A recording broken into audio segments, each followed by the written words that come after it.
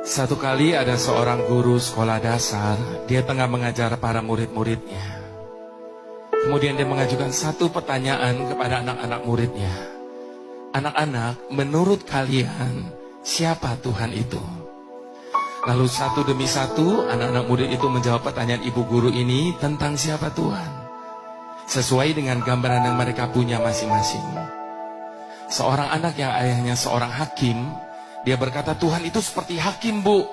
Karena satu hari dia akan menghakimi seluruh umat manusia.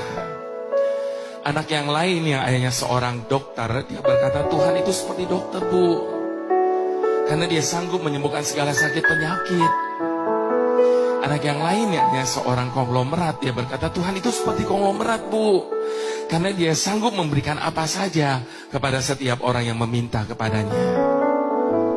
Demikian satu demi satu, anak-anak murid itu menjawab pertanyaan ibu guru ini tentang siapa Tuhan, sesuai dengan gambaran yang mereka punya tentang ayah mereka masing-masing. Lalu tiba giliran kepada anak yang terakhir, Bapak Ibu Saudara. Namun sayangnya anak ini tidak hidup seberuntung teman-teman yang lain. Karena dia hidup dalam keadaan yang sangat amat sederhana. Dia bahkan tidak berani menjawab pertanyaan ibu gurunya. Dia cuma bisa tundukkan kepalanya. Lalu ibu gurunya tanya lagi, Nak, tolong dijawab. Menurut kamu siapa Tuhan itu? Perlahan dia angkat wajahnya. Dengan suara bergetar dia berkata, Tuhan itu seperti pemulung, Bu.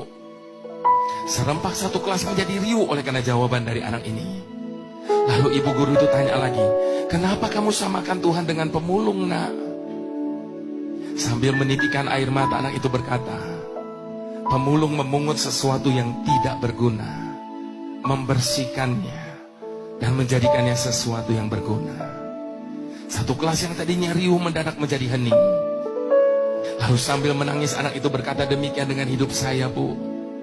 Ketika ayah saya menemukan saya di pinggir jalan, dia membawa saya pulang ke rumahnya.